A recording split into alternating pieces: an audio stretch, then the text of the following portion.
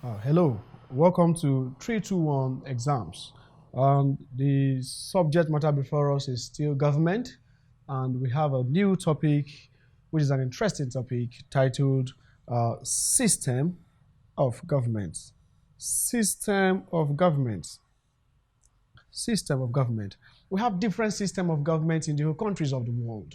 It's not possible for the whole world to have the same system of government. Back in the days, we have the monarchical system of government. We've seen the aristocracy. We have different categories. But categorically today, we have our objective from this particular system of government. What is our expectation at the end of this class? At the end of this class, if you cannot tell me the meaning of presidential system, parliamentary system, and monarchical system, then definitely you're in trouble. Okay? Now, what is the expectation? We should know the definition and the constituents of presidential system. Having done that, we should also know the basics of parliamentary system of government. Looking at it from this angle, then we quickly switch to the monarchical system of government. Now, I will tell you, technically, Nigeria, we have practiced this three system. Wow, how is it possible? Back in the days, we have the monarchical system. Talking about the pre-colonial era, we have, before the colonial masters came to the coast of Africa, we have our kings, we have our obas, we have our sarki, we have our obis. We have different particular system which is deeply rooted in the tradition and the belief system of the people. Somehow, the colonial masters came to the coast of Africa and they introduced a particular system. They colonized us, they brought the indirect rule, and we said no. We keep on yearning for independence. We keep on yearning for freedom. We keep on yearning for democracy and a lot more.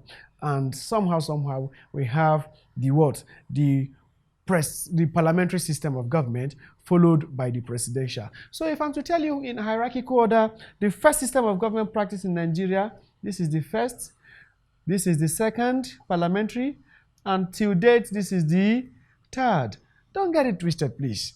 From monarchical to parliamentary, from parliamentary to presidential. Let's take our arrow up. The arrow is going up. So which means we are going up. We are not coming down.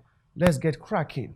Now, what is presidential system of government? What is presidential system of government? We said a system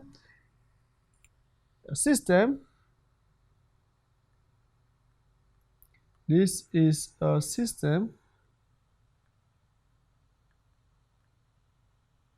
in which the head of government this is a system in which the head of government, or let's just say the head of states, the head of states is also the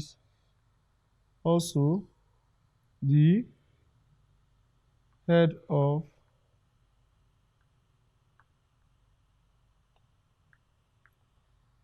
of state is also the head of government. We said this system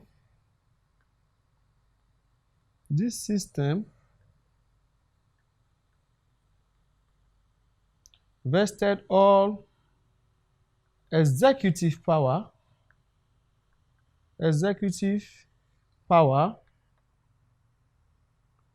in the hands of the president. So what are we saying now? In a presidential system of government, we have somebody who is the chief executive. Now that person, he is the head of government. He is also the head of states. Okay, that is what we have. And we are saying all executive power. What do I mean by executive power? Remember, we said we have three arms of government. We have the executive, we have the judiciary, we have the legislative. The executive, we are talking about the execution and implementation of some certain tasks, or every task in that particular country. Therefore, there's a particular person who is the chief executive. And that person is what? Is the president. Whenever you hear the word president of a country, we are referring to the presidential system of government. Okay? And that is that for that. Now, having seen this definition, now we just want to look at the functions and power of the president as the head of government. We've conclusively said that the president is the head of government, no doubt about that. Therefore, what are his functions? What are his power? It is possible, as you are watching me, you're going to be the next president of Nigeria. Therefore, what do you think your functions will be as the president of a country? Before anything, number one, there's what we call international conference. International conference. We're not talking about conference between Abia, Adamawa, Yola. That's not what we're saying. We're referring to conference between different African countries, conference between different Asian countries, conference between different European countries. In this instance now, it is the president of the Federal Republic of Nigeria, or it is the president of that country that have the full right to attend such conference and represent its country. Now we are saying representation of the people in international conference among nations. Number two, we said we have ceremonial functions. Ceremonial functions. Whenever you hear ceremonial functions, these are exclusive functions categorically meant for the president. Example, we have fundraising. If we are broke, fundraising. No wonder the president is busy borrowing money from one place to the other. It's because what? He has the constitutional power to actually do that. Then we said independence celebration, he must attend. Independence celebration. The president is expected to also attend the independence celebration. What is independent? The day that country has the full independence to stand on its own. For example, Nigeria is 1960. Therefore, we are using 1st October as a date where we remember our independence. Okay? Then we said we have salute taking. Salute taking. This is for military. They will come, they'll give you choi, they'll give you the salute. It is the president that has the right to take the national salute, not anyhow salute. Okay? Next function of the president, we said we have the assent. Assent. What kind of assent? You know, we have bill. What is bill? Bill is a proposed law that is yet to become a law. We're going to see it as a fresh topic. But just to glance it a little bit, it is not possible for a law to come into existence without being a bill. From bill, it will pass through numerous stages. They will sign it. Then the president will fix his signature. From that day, it will become a law. So the president has the right to sign a bill passed by National Assembly. But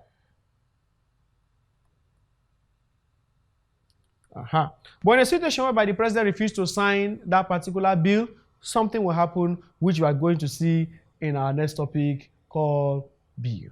Okay? Then we said we have receiver of visitors.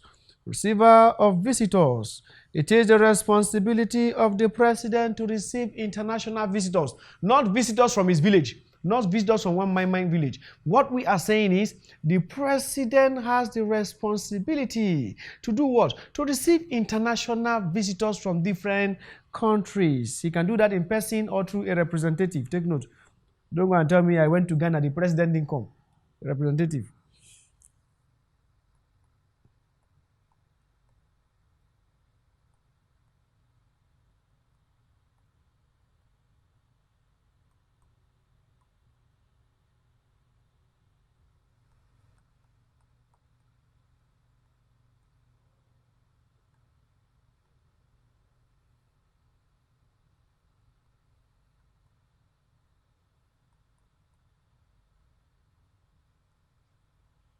Okay, so we've seen the functions. Then next, let's look at the characteristics of presidential system. What are the characteristics of presidential system? Quickly, the first thing we're looking at is the head of state and government. The president is the head of state and government. President is the head of state and governments. Okay? Then we said popularly elected. The president, or in the presidential system of government, we have a periodic election of people into offices. Okay? Then we said we have fixed term of office. You know, Nigeria, the constitution makes provision for 2 terms. 2 terms. The first term is 4 years, the second term is 4 years, altogether 8. If you are lucky, after the first term, you contest for election again, you win, then go ahead. Okay? So we have fixed term.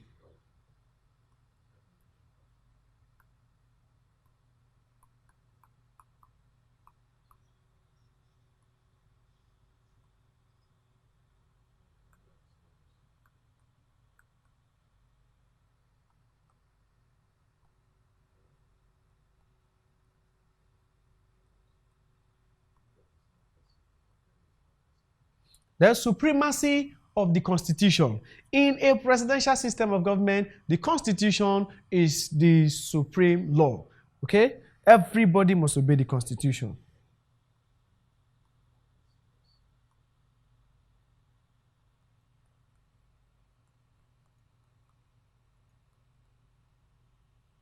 Okay? Then next we said rule of law.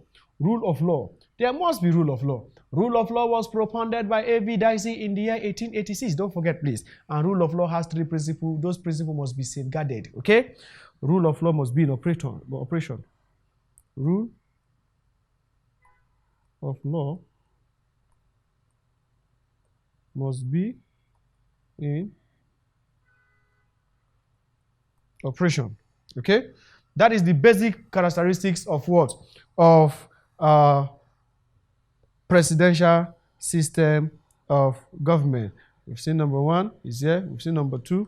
We've seen 3. We've seen 4. And we've seen 5. We've seen the supremacy. Rule of law must be there. Very, very important. Fixed term of office. Popularly elected. We have head of state and government. Okay? Having said that now, let's quickly look at the merit. The merit of this particular system. The presidential system of government is democratic because everybody has the right to come outside for whatever he wants to do. You can contest for election. Okay? It is democratic. You know what is democracy? Government of the people, for the people, and by the people. It is democratic because it carries everybody along. We have fixed term of office, which I have explained. We have the first term and we have the second term, altogether 8 years of office. Therefore, you are assured that if given the opportunity to come into power, unless if you are impeached, but nothing can happen to you. Then we said weakness and failure can be easily identified. Whenever a government is messing up, you can easily know. Remember when we talk about the 3 lists, the exclusive, residual, and concurrent list. Whenever a government is not performing, you can see their functions because it is stated in the constitution. And you can have a copy of the constitution.